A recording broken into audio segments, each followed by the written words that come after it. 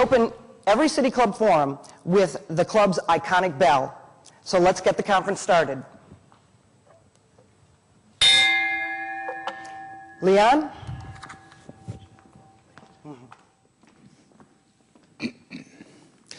Hello, everyone, and it is good to be with you today. Thank you so much for being here. We're going to have a fine time today, I guarantee that. It is just a pleasure for me to be here with you. The City Club proudly welcomes Jeff Fager, who became the chairman of CBS News in February 2011 after reshaping its flagship broadcast, 60 Minutes, into an editorial, more vibrant and news-conscious program. His efforts to improve the hit program online have also made the 60 Minutes brand a hit on the internet and the model of successful electronic journalism in the digital age. In his new role, he continues to oversee 60 Minutes while executing his plan to transfer that success to all of the news division's platforms on television, radio, the internet. Fager comes to the chairman's position with more than 30 years of experience at every stage of the electronic news business, including 15 years at the executive producer level, 7 of those at the helm of 60 Minutes. For his work, the Producers Guild of America voted him Best Producer in Nonfiction Television 4 times, and TV Week named him its top 10 list of most powerful television news executives.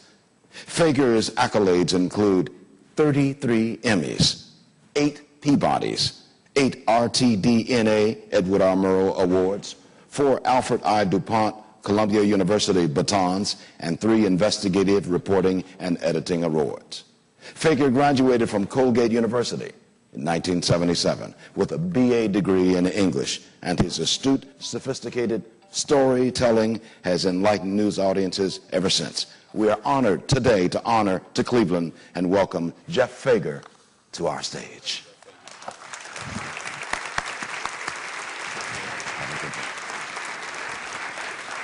Thank you very much. Thanks, Leon and Jan. It's a real honor to be here at this great conference in this terrific city and beautiful hall. It's such a nice place to have it. You know, I think we share a lot in common. Broadcast 60 Minutes in this conference. We care about similar things, and I want to talk about that in terms of what we stand for at 60 Minutes and how we've been able to succeed in an environment where real reporting is hard to come by. But first, I really want to talk a little bit about one of my favorite practitioners of free speech, Andy Rooney. How many people are there in the world who, for 30 years, every single Sunday night on primetime television, got to say whatever the hell they want? That's Andy Rooney. I mean, what an amazing run he's had.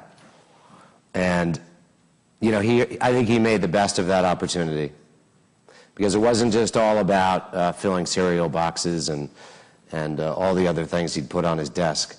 Andy talked about real issues that bothered him. And I think even though some people, and he would say he was on one side, not the other, it really was always hard to tell. But people always ask me, what's he like in real life? And he really is one of my very favorite people. I love Andy Rooney. And I'm going to miss not having him on at the end of every broadcast. If you didn't see, he announced he's going to stop doing it on a weekly basis. But people ask me, what kind of guy is he? And he's exactly the guy you see on television. He just says it as it is in life. And he really is a perfect metaphor for this kind of conference. But I remember a story I wanted to tell is about, Andy happens to be a bit of a party animal. He never misses a party. And I've seen him at so many with his maker's mark on the rocks, looking for conversation. And at one particular party at the Super Bowl that I was with him at, a man came up who I know well. Bruce Taub is his name. I said, Andy, you need to know, you should meet Bruce Taub. He's the chief financial officer of the CBS television network. And he signs your check every single week. He's responsible for all that money at CBS. And Andy looked at him without losing a beat and said, well, nobody's perfect. And walked away. So, but I do want to talk about the broadcast that he ended for so many years, 60 Minutes, and we are entering our 44th season in prime time.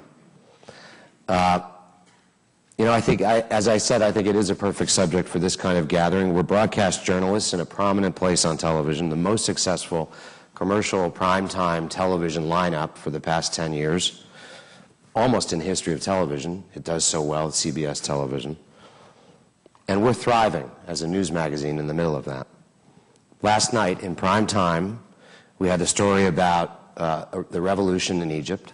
We had a story about the jobs czar Jeff Immelt and how we're going to get out of this jobs mess. Most of you were probably partying at the Rock and Roll Hall of Fame and didn't see it. Is that true? Anybody see 60 Minutes last night? Okay. And those are important stories, and yet we still garnered more than 15 million people watching the broadcast last night. That's almost 3 times more than anybody who does what we do, making it the #1, by far the #1 news program in America. We're also #1 in per capita egomaniacs, all gathered on one floor. But I think the real question is, how do we do that? How do we succeed in prime time in an environment where broadcast journalism has become so much about covering crime stories, has become so much about soft stories and sensationalism in that environment? And that's what I really want to talk about today, because it's not accidental. You know, and it's not as if we haven't upset the apple cart plenty. We've upset some pretty important advertisers over the years. But our goal is to cover important stories and to shed light on them, to use our resources to help people better understand the important stories of the day, and to uncover important information in the public's best interest that somebody might want hidden. And I think that our success doing that says a lot about America, and it says a lot about broadcast journalism. I think we prove every single week that Americans are hungry for the kind of reporting that we put on Sunday nights. And part of it is because there's so little of it on TV. It's a particularly exciting time for us at CBS News. Putting Scott Pelley in the anchor chair of the CBS Evening News this past June was one of the most fulfilling things I've ever done. He's CBS through and through. He's covered more stories, seen more countries, covered more wars, covered more everything than anybody who ever anchored an evening newscast in the 60 years since they've been on the air. He fits our identity, what we're good at: real news, original reporting by experienced reporters. It's not as if we could go after tabloid journalism or chase sensational stories. We wouldn't be good at that at all. But when the head of CBS, Les Moonves, asked me to run CBS News, it was for one reason. He's proud of 60 Minutes, we all are, and he wants the rest of CBS News to be more like it. We brought a great old institution, 60 Minutes, up to date without compromising its core values and judgments and traditions. In fact, we moved closer to them. I think it's also reaffirming within our own organization that somebody who grew up inside CBS News would be running it. I covered the world for CBS News: floods, famines, wars, summits. And 8 years ago, I took on one of the most dangerous assignments of all, replacing Don Hewitt at 60 Minutes. Replacing a legend is not easy. As my pal, the great director of the broadcast, said, quoting our favorite Reagan line, "Jeff, don't worry, they'll be with you through thick." I said, "Artie, what happened to thin?" He said, "Welcome to 60 Minutes." But the truth is that it was probably one of the worst years ever at CBS News, 2004. About 4 months after I took the job in charge of 60 Minutes, my old broadcast, 60 Minutes 2, aired the famous President Bush National Guard story. Questionable documents and all. Boy, we all know how a piece like that can bring an entire organization down. No doubt about it, one of the most serious threats to a free press is a big mistake, without an apology or a correction, particularly when it's flawed the way it was flawed. From what I know of it, from the very beginning, because it seems the people involved in that story, top quality people, made a mistake that I think is a common denominator with a lot of stories gone bad. They had their minds made up before they set out to report the story. And then they set out to prove it. When that happens, you tend to leave any mitigating factors out because they might work against your theory. And only disaster can come of that. Talk about hurting the spirit of a free press and free speech. It can be so badly harmed when it's used to prove a point. I worked with the same team on the Abu Ghraib prison story. We took months to verify the authenticity of the photos in that story and held back several photos we couldn't be sure about. As difficult as it was to report such a troubling story, we were proud when we broke it. One of the most important stories ever reported at CBS News. To me, it helps define what reporting is all about. It may sound a little extreme, but it was one of the press barons, Beaverbrook, who said it so well. News is what somebody's trying to hide. All else is advertising. Just think about it. Think about it. Because it makes a lot of sense.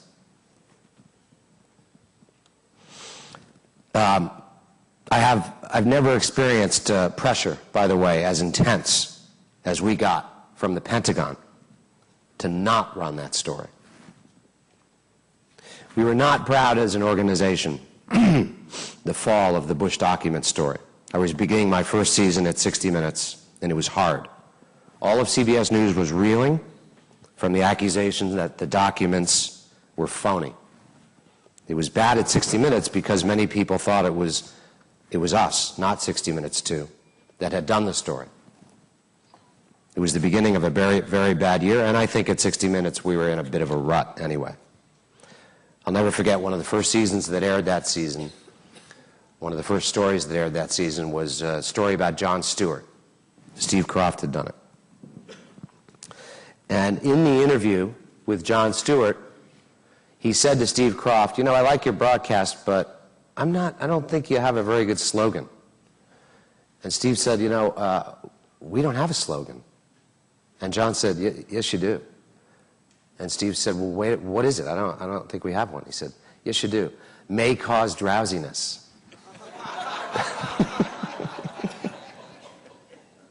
And it wasn't far from the truth.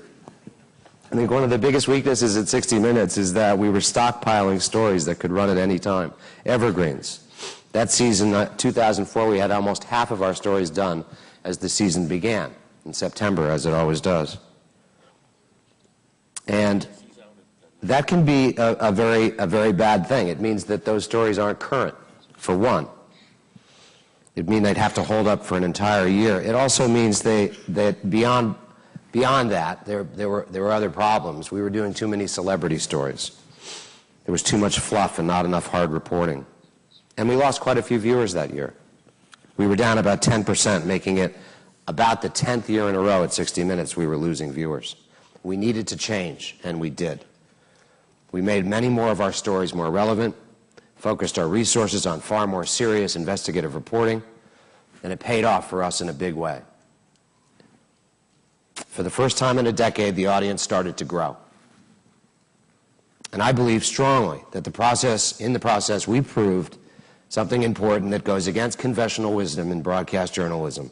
Americans want good reporting about the important stories of our time. Beyond that, it was in keeping with our core values, taught to us by Don Hewitt, the great creator of 60 Minutes, who learned everything he knew from one of the founders of CBS News, Fred Friendly. 60 years of CBS News tradition passed down through two people. It's also a great source of pride in that, and I talk about it all the time. We're lucky to inherit such a great tradition. We need to honor it. We need to be proud of what we do first, and all else will follow. We believe so strongly that if we're proud of the work, the audience will come to see it. And so we don't look at audience research to decide what we're going to cover. Because the trick is to take whatever story you're going to do, particularly the important ones that aren't being done elsewhere, that may be more difficult to tell, and work on every single line, work on every single phrase to make it as interesting as we possibly can. We go over it and try to make it better and better. We also work as hard as we can to make it as accurate and fair as possible. We have one person at 60 Minutes dedicated to reading every single transcript. It's all that she does of every single interview ever done at 60 Minutes. So we're sure we aren't taking somebody out of context. It is laborious to get each Sunday's broadcast on the air, and often it doesn't get finished until Sunday late in the afternoon of the show. But it's a labor of love, and the sense of pride in our shop is palpable. We always work towards a healthy mix of stories, with adventures and profiles and stories that we like to do because they're just plain interesting or fun. I think people often misunderstand hard news or real news to mean serious news. It's not. The world is a harsh enough place with a lot of bad news, particularly in difficult times. And I believe we need to mix it up with some of what's good in the world. First and foremost, the way I think about it when I produce a broadcast is to make it a fulfilling experience for the viewer. I got something out of that. I learned, I laughed, I heard something I didn't know, I saw something I'd never seen. The most amazing part about the broadcast under those circumstances is the growth in total viewers. Last season, this one just ended, we gained 75,000 to an average every single Sunday of 13.5 million. And that is in light of the fact that in broadcast journalism today, it is conventional wisdom that covering important stories does not sell. And by important, I also mean something that is widely ignored, the war in Afghanistan, in broadcast television.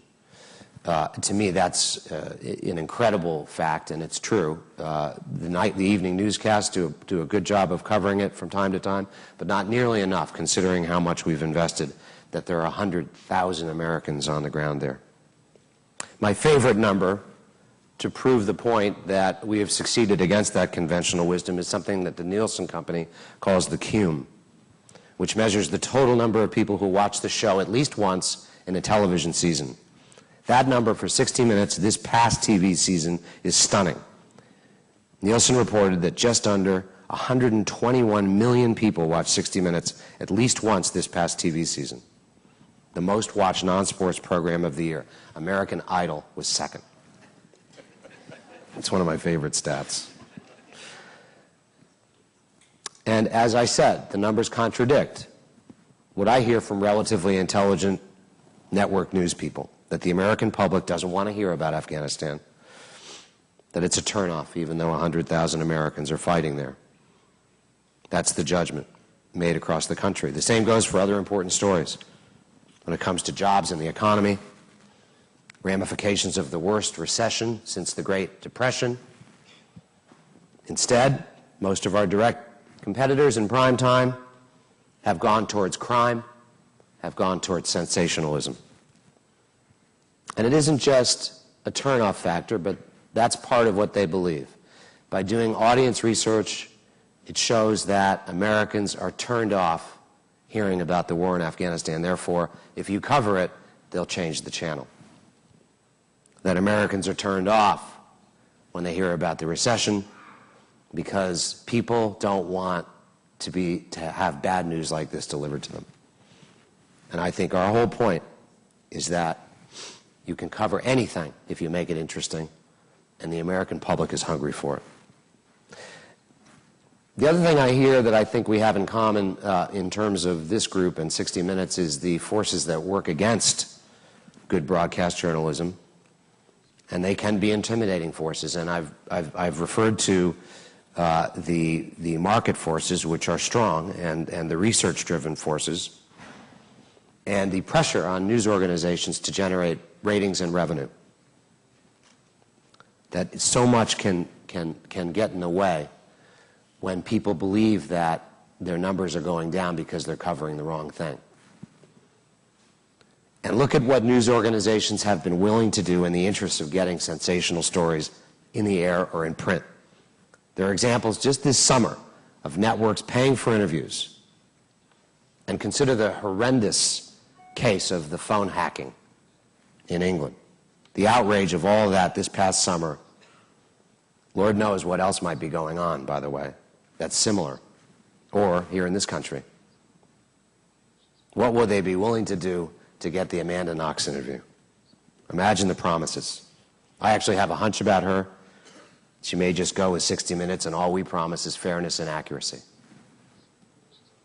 I heard recently that one of the networks, major networks, offered something I'd never heard of: editability to an interview subject. Think about that, editability. What does that word mean? Telling the subject that they could edit out whatever they didn't like once the interview was complete. Imagine giving that up. That's not a free press. That's not free speech. That's a press that is beholden to the subject of the interview, prepared to bargain away the whole truth in the interest of attracting a bigger audience. Real news can be risky. It's also expensive, very expensive. Our story budgets are way bigger than the budgets of our competitors. And it's dangerous. Send someone into a war zone. We've lost people. Sometimes people will go to great lengths to try to distort what you're reporting, which is also a huge threat and obstacle in terms of more people doing real reporting, particularly in the age of the internet and the blogosphere. One example that I'll try not to spend too much time on was a story we did last spring on Lance Armstrong. It was an impeccably reported story, uncovering details of testimony to a grand jury, indicating a systematic doping program on Lance Armstrong's U.S. Postal team over many years. He hired public relations people to disparage the reporting. They called it shoddy. And one night, after midnight, they sent me a letter saying that, shoddy reporting, and I was asleep, but they also sent it to every major news source in the country, and so it was picked up and actually published in so many different places, including the Washington Post, online, with just their part of the story, public relations firm that Deep Pockets had hired to disparage our reporting. It wasn't until 2 or 3 that afternoon that we got our response together. We had a million things going on that day. I didn't realize it had gone so out of control. I had a call from the Washington Post, and yet by the time I got around to returning the call, it was 4 hours after they'd published their piece, without even a quote from us. To me, that's another area that is frightening, that you will put a story out before you've reported both sides of it. And there was not one single bit of truth in their letter. Not one single bit. And there was not even a single denial to the charges that were made in our story. I'm going to close now and open it up to questions, but I wanted to talk a little bit about 60 Minutes and our heritage, and someone we just lost, a man named Joe Warshpa, who I'm sure nobody has heard of in this room, but he was such an important figure in our history.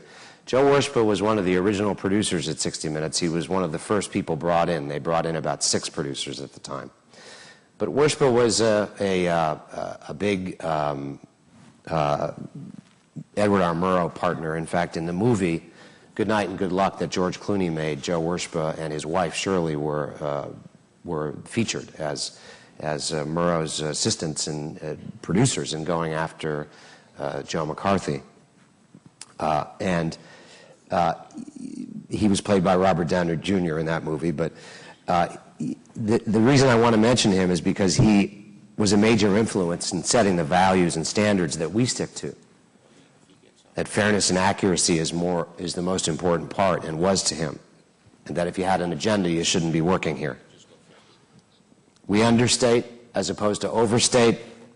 We never hype.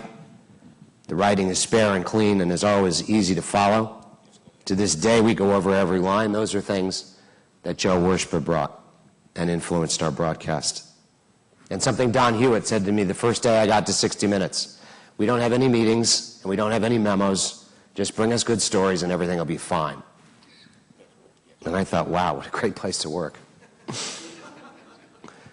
What I didn't realize at the time is that Joe Worshpa was the reason for no meetings at 60 Minutes. Because Joe was upset in the first or second year of 60 Minutes. The only record of the broadcast was a transcript that got put out, and it had the name of the correspondent and the name of the story, and it didn't have the name of the producer.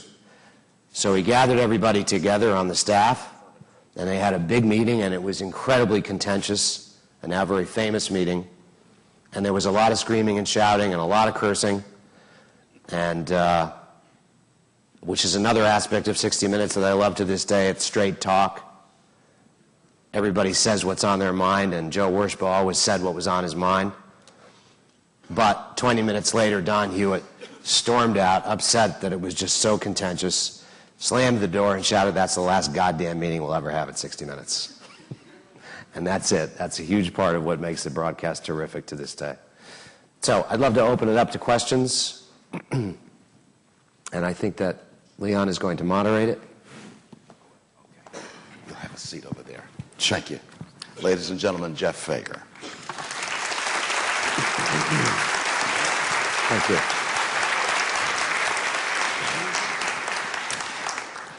By the way, just one housekeeping thing. Some people have talked about the lights which may be in your eyes. The lights are needed for television. So please bear with us. But you're on television, so we'll deal with that. In traditional City Club fashion, we'll have a question and answer period, and we welcome questions from everyone, including our guests. Please respond to the microphones located on either aisle. Keep your questions short and concise so that Jeff can respond to as many questions as possible. You'll see the microphones right over there. If you wish to tweet from your seat or from our website audience, please tweet your question to Free Speech CLE or comment on our blog. And Jeff Fager, I'll ask the first question as we get started, as people start moving toward the microphones. Jeff, as you harden 60 Minutes more, bringing in more news, and your audience numbers went up, what did that tell you? Well, it was encouraging because, as I've said, that's, I believe, what we stand for, what we do well. It would be hard for us to go in another direction. So I do believe that it's a bargain you make, that you do your best to report, especially what we believe we are about, the kind of stories that we're going to report. To see it succeed was just a great lift for all of us. We've got a tweet here that says, from St. Luke's Foundation, "You can't bargain away the truth in order to attract a bigger audience." Yeah, I believe that, actually. I think that the audience is a lot smarter than people give them credit. I think that the worst thing you can do as a broadcast journalist, as any journalist, is to offend them by underestimating the intelligence of the American people. We've got a question over here.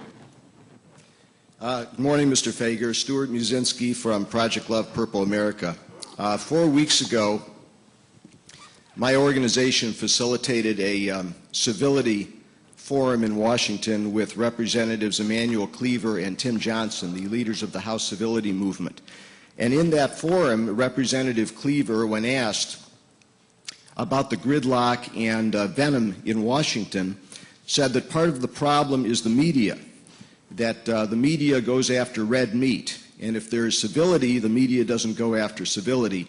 In fact, he said that maybe we should baptize the media and convert them to looking at things differently.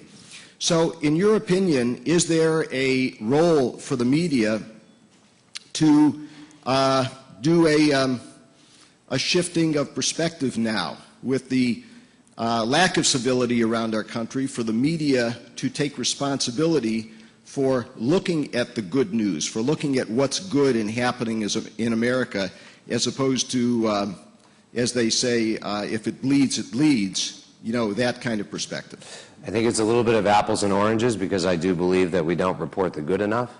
But right now I think it's kind of hard to find a lot of good in Washington. So I actually think that's unfair to the media, though I think it's a crazy world we live in now in terms of cable news. At night, when it all becomes about something heated, it doesn't all become that, but a lot of it does. So it's a strange moment in our country. It's a lot bigger than the media, I think. It's our job to report a gridlock as much as it is to report what's working, but let's face it, right now it's not working that well. They don't seem to agree on anything. But those who do agree, how come you're not reporting those stories? Well, I guess I think that's a good point. I mean, look, we actually had Jeff Immelt on last night. He's a significant CEO of GE. He was hired by the president to be the job czar. He's a Republican. I thought it was a pretty good example of people who are agreeing about how to get jobs from a Republican's perspective and the president's perspective. We didn't have the president in the story. We had his job czar in the story. And I think that is an example of something where there's hope that maybe he can make a difference. A corporate executive who's gathered a lot of corporate executives together, and a collection of different people from the country who represent different parties and different perspectives, trying to take a bipartisan approach, a nonpartisan approach, to spurring job growth in America. So I think last night was an example of that on 60 Minutes. Is there not enough of that? Probably not. Okay. Let's squeeze in a question from over here on the left side, my left at least. Thank you. Hi, Jim Foster. To return to a subject that was obviously painful for you, the President Bush story, you said that the worst thing is a uncorrected story. Obviously, you did get that wrong. Can you tell us what you did to go back and try to correct the record, and can you really balance that out? A story is more sensational when it goes out the first time. How can you equalize or balance the scale? And please do tell us what you did. I actually was not in charge of that, and I wish I was. I was trying to suggest at the time that the people who were involved in it apologize, or at least explain that there might have been a mistake. I just believe that the press doesn't do that enough. And this was a horrible example of that not happening. It became painfully obvious in a short amount of time that there was something wrong with the documents they used in that story. And all you have to do is to go on and tell people, we think there's something wrong with it and we're looking into it. You know, to me, that we make mistakes. I think this mistake was born of something more serious that threatens journalism, which was what I had mentioned, trying to set out to prove something. I just don't think that, I think that that's always a dangerous path to be on, and I like to think that that doesn't happen at 60 Minutes ever, but I know it could, and it does. So to me, that's the most important lesson from that. There are several, but I guess the one you bring up is high on that list, which is, if you've made a mistake, you better recognize it and tell people you recognize it, and start looking into what went wrong, and be very transparent about that. I just think that, especially the press, when we hold people to certain standards, we should be held to the highest of standards. That gives you enormous credibility to admit that you've made a mistake on the air, and people see that you are human just like everyone else. I believe it does. Okay. Let's take a question over here. Broadcast journalism exists in a regulatory environment that doesn't apply to the print media, and I wondered if you would talk about that and how the relationship with the FCC affects your exercise of the constitutional right of free speech and freedom of the press. And, you know, if there's a story maybe you could tell about where you've actively thought about the regulatory framework as it applied to a particular story or to your day-to-day work? You know, I really don't think about it that much. I think that it does have an impact on the business in this sense. Maybe it's positive. I know that in the recent takeover of NBC, part of what Comcast, the company that took it over, was very public about saying is that they want more public service, and they are adding a news magazine that promises to be about important stories. That's a positive result. I don't feel that we are affected until it comes to election time, and then I just think that there should be a natural fairness when it comes to election time and broadcasters are on, though there aren't rules. The fairness doctrine was important at one point, but I don't think it's necessary with good journalism.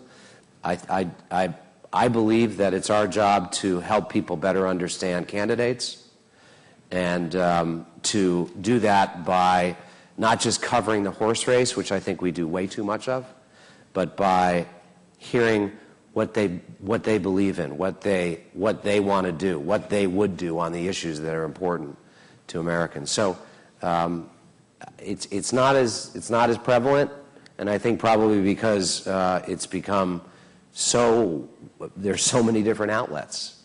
There's so many different broadcasters. There's so much in cable. There's so much on television. There's so much on the internet. The old days of 3 television networks that need to be watched carefully, I think, has pretty much gone. Well, if I can ask a follow-up, what's your observation of the print media? You took a little shot at the Washington Post in your discussion of that one example. Is it your observation that they, who don't have that kind of regulatory oversight, generally speaking, exercise their obligations effectively and fairly? No, I do think they do. I think that the Washington Post and the New York Times and the Wall Street Journal are just the greatest news organizations to this day. They don't want to be misinterpreted on that. It's amazing what they do on a daily basis. What I was talking about is actually a very separate issue in terms of the worry that I have about the internet and about the need to put a story out on a 24-hour news cycle. I think that's a separate issue. I don't think that that's going to be a government issue because I don't know what you do about it. Maybe it is at some point.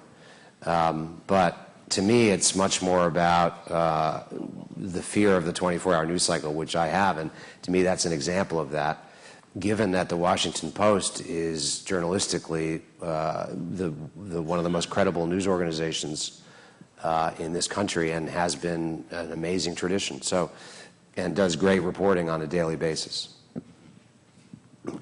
We have a question right here from a lady right here. This is quite the opposite of the 24-hour news cycle. The pressure on newspapers has become such that many of them, of course, have shortened their coverage or shortened their coverage area.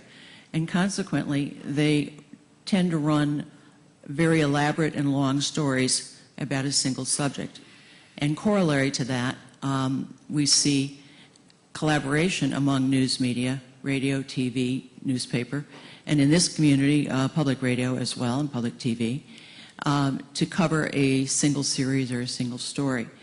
And as much as I appreciate that, it brings up the question as to whether or not the winnowing of the news is giving us the wrong perspective or too narrow a perspective. Well, I think that it's going to be a very interesting and difficult period. It has been for the newspaper business. I don't speak about it as an expert. I just know that there are concerns because the next version of the newspaper has not quite been invented yet. I think that I as a reader, look at the national papers in the country, the Times and the Post and the Journal and the LA Times, and I know that they've gone through some difficulty, but they still do such an amazing job of covering the world. I think that there's obviously a big concern in the newspaper business in terms of the smaller papers that are struggling to make ends meet. I think that's a scary phenomenon. I think that the newspapers drive the news business in this country still to this day. Television doesn't drive the news business. Very interesting. Do you see, are people getting confused with chat, on more chat on some news channels and news? Are they confusing the two? I do think that that's the case. I think that if you go back to some of the more traditional definitions of news, it's hard to find on television. Mm-hmm. And that's a concern too. Okay. We've got a question over here. Yes, when George Bush was president, I understand from friends in other cities that everywhere he went there were protests. And I remember here in Cleveland, when he came to talk about his faith-based initiative early in his presidency, there were over 1,000 people protesting. And the National Press Corps, I watched them because I was there, went by in as many black vehicles as, 20 or 30 of them. They never covered the protest of 1,000 people here in Cleveland. By contrast, when Obama became president, every protest, no matter how small, seemed to be covered. And I particularly am referring to the Tea Party. And if you bring that up to the present time, there was, I think, a generally agreed sort of blackout of the coverage of the Occupy Wall Street demonstrations. And when Bush was president, I thought, okay, the National Press Corps doesn't cover protests. But it certainly covered everything that the Tea Party did. And now when we have, people, again, protesting now widely across the country and the world, how is it that these protests aren't getting the coverage that much smaller protests done by the Tea Party get? Are you accusing the press of having a conservative bias? This is great. It's sort of a long way of saying that. This is great. I love it. I don't think it's true. I don't know about the protests in the Bush period, but I just think that this Occupy Wall Street movement has gotten a hell of a lot of coverage. And I do believe that if you were really honestly looking at the press, and you got to see and talk to everybody, you probably would see a more liberal bias. I believe that. So I'm not sure I believe your conclusion is accurate, and the times are different as well. Let's face it, in the Bush years when so much is driven by the economy, I think, and when you have so many people concerned and upset about the economy and about this problem we have with creating jobs and so many jobless people, and at the same time having been through this horrific recession, which so many believe was created, by horrible mistakes in terms of the mortgage crisis and packaging those mortgage securities. I think that this is a moment that where people are more upset, and I don't think it's not. I don't think it's lacking for coverage. I think some people consider it's overcovered right now. This Wall Street, Occupy Wall Street. Thank you for your question. Let's take one over here. I think it's fair to say that CBS is perceived to belong to the liberal media elite. Whoops, okay. This is a direct opposite now. I said perceived to be. Good. To what extent does that characterization, lobbied at you largely by the right wing or by Republicans, influence your choices? How much do you bend over backwards to sort of give the lie to that, or how much does that influence your coverage? I just think it's such a good question, because I'm, for one, so sensitive to that accusation because it disturbs me. And so I worry sometimes that the response to that is going overboard the other way, and I think that's your point. I don't think it's fair. I think that you could draw that conclusion based on some of what's happened at CBS over the years, and I think that it has a liberal bias. And I think that Bush document story helped feed that story that was aired right before the election, national election. So it's something to, but I think it's something that we have to carefully watch to guard against, that not to go the other way, not to be looking to somehow show that we're not a liberal slant, so we're going to have a conservative slant, and to be so impartial and have absolutely take no sides in anything, which I believe in so strongly. I feel like when you've been in this business long enough, you can see if someone's coming at it from a certain perspective or direction. I've been a student of fairness most of my career. It's something you really have to look for. Is someone being fair here?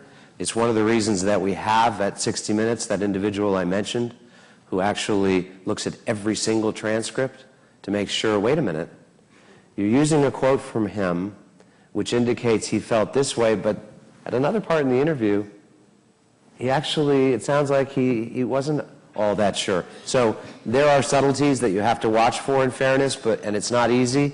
And I think in journalism overall, it isn't practiced very well. I've got a question here on the tweet from Like a Color TV.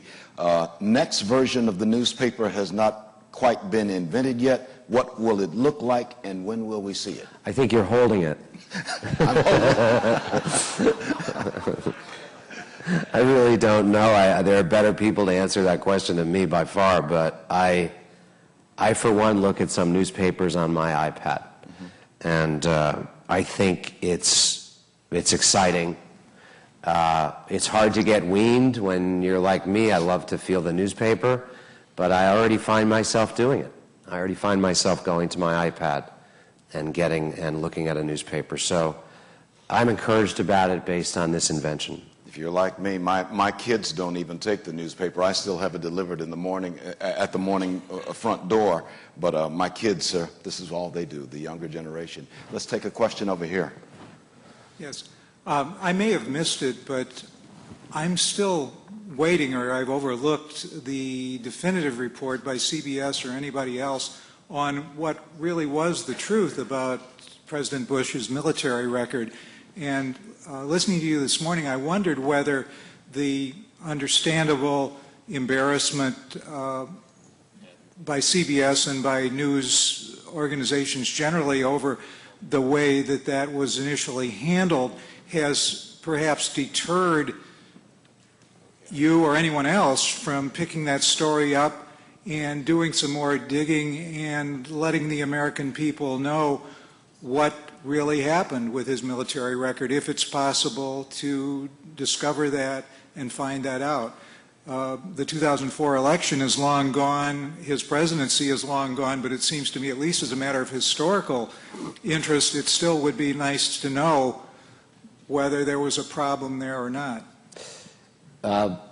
You know, I think that it's a question of importance, too, in terms of where you're going to put your resources. And personally, I'm not sure that when you're 25 or 26, whatever he was, that it's of that much value to know what exactly happened. I do think that there's a right to know and a need to know when there's a president sending kids into war.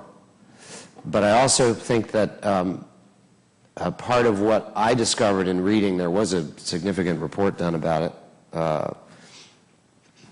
in an internal investigation at CBS about it, was that just enough to shed a little bit of skepticism on the conclusion that he had at the time just completely abandoned all responsibility, is that his commanding officer had said that he had asked to be a pilot in Vietnam, that he wanted to go to Vietnam, and that he was bored. So in other words, there's enough about both sides of that story that make it questionable in terms of his reputation, because that's really what is at question, I think. Do you want to follow up on that? Well, just to comment that I would certainly personally be more interested in learning more about that before I'd be interested in watching Amanda Knox. Yeah. We have 3.5 minutes remaining in this segment. Mr. Fager, thank you very much for being here and our kickoff speaker. I have an incident I want to relate to you. It was before your time, so nothing personal, about 60 Minutes. And I state it only because I hope you can reassure me after you hear this talk. Some years ago, 60 Minutes went out to Illinois Power to do a story about nuclear power, much of Chicago being covered by nuclear power. IP declined to let them do it, do a story. They feared or had reason to believe that it was not going to be a balanced story. Sometime later, 60 Minutes came back, and they were quite insistent that they'd be able to do a story on it. And IP and Illinois Power agreed to do it on the basis that they could take a cameraman along to film everything that the 60-minute cameraman filmed, which they agreed to. What came out on that night when it was broadcast was considerably different in the eyes of IP. And they, in turn, put out a tape that showed what they said versus what was on 60 Minutes that night. The reason I'm aware of that is because our local power company, then called the Cleveland Illuminating Company, put copies of that out. A number of people saw that, and it was a stark contrast. And it turned me off on 60 Minutes at that point. I'm now back on. I thought last night's program was great, particularly that football agent, how arrogant he was. Beside that, I'm just curious, how have you taken to make sure we don't have repetition of that? Yeah, I love the question, and God knows I know that in 44 years of 60 Minutes, there have been mistakes and some of them fairness issues. I feel so strongly that at the end of the day, when we broadcast our story, that if you didn't like it and you were in it, at least you thought it was fair. That has to be the response. Now we get criticism from both sides of a story on a regular basis, and that's important too. But it has to be. But I feel so strongly that if someone says, "Boy, not only was the story wrong, but they treated it unfairly," that to me is the worst kind of criticism. And I look at all the mail. I think that's important. I feel strongly that. And we watch this as carefully as we can, and that's part of what I mentioned by the one editor who only looks at transcripts, that you may not have liked it, you may have thought, boy, oh boy, that was tough, but boy, it was fair too. To me, that is what you seek and hope for in every story that we do. Care about that above all else. Because what we sell is our credibility. You left the broadcast because our credibility was damaged in your mind by that piece. If that happens once and you lose one person that way, you've made a terrible mistake. So fairness and credibility and accuracy are just first and foremost, I think, in journalism. I've got one. Thank you. I've got less than a minute remaining. Just a quick comment on local news. You get around the country, what do you think of local news? Well, I worked in local news. I started in my, right out of college in local news, and I spent 5 years before I got to CBS. And one boss of mine, who I'll never forget, he was a very colorful guy, put it this way. He said, "Look, we're not here to make the news. We're just here to scare people into watching it." Ladies and gentlemen, Jeff Fager, chairman of CBS News. Thank you. Thanks. Thank you very much. Thank you so much.